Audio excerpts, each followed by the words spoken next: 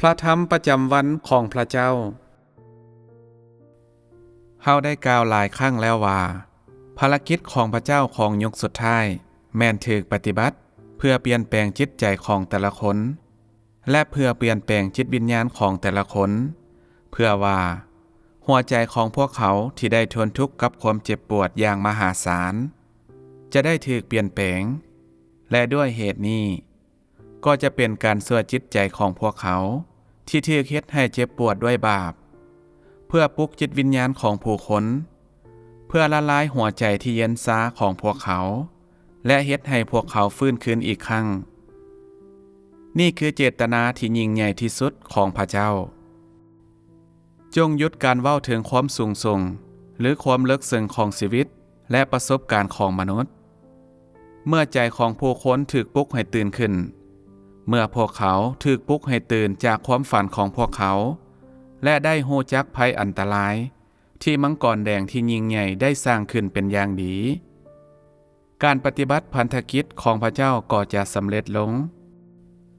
มื้อที่ภารกิจของพระเจ้าถูกเฮ็ดให้สำเร็จยังเป็นมื้อที่มนุษย์ได้เริ่มเข้าสู่เส้นทางที่ถูกต้องในการเชื่อในพระเจ้าอย่างเป็นทางการในเวลานี้พันธกิจของพระเจ้าก็จะสิ้นสุดลงภารกิจของพระเจ้าที่กลายเป็นเนื้อหนังจะสำเร็จอย่างสมบูรณ์และมนุษย์จะเริ่มปฏิบัติหน้าที่ที่เขาควรปฏิบัติอย่างเป็นทางการนั่นก็คือเขาจะปฏิบัติพันธกิจของตนเองนี่แม่นขั้นตอนต่างๆของภารกิจของพระเจ้าฉะนั้นพวกเจ้าควรสอกหาเส้นทางของพวกเจ้าเพื่อเข้าสู่พื้นฐานในการรู้จักสิ่งเหล่านี้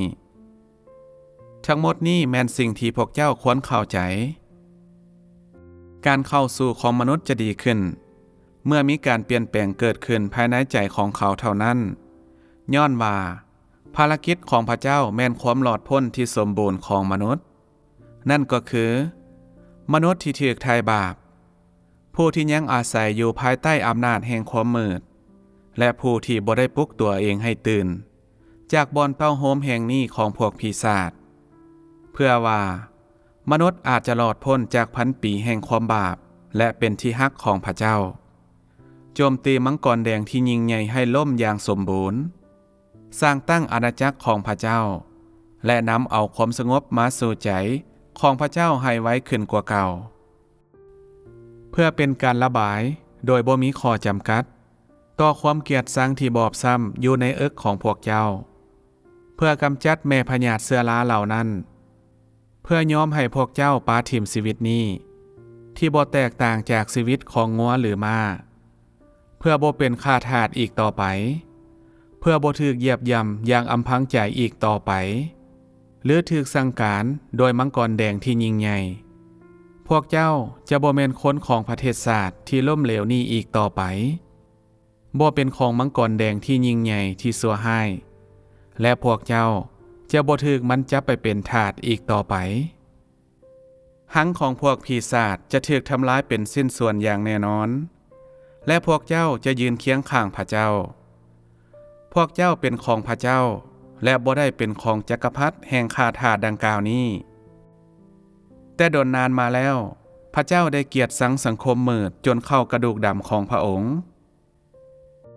กัดแขวของพระองค์ต้องการที่จะเอาตีนของพระองค์เหยียบเท่าตัวใหญ่อันซัวห้ายและให้การนี้ที่สุดเพื่อว่ามันจะบ่สามารถลุกขึ้นมาอีกครั้งและจะบ่มีวันข่มเหงมนุษย์อีกพระองค์จะบ่ยกโทษให้การกระทำของมันในอดีต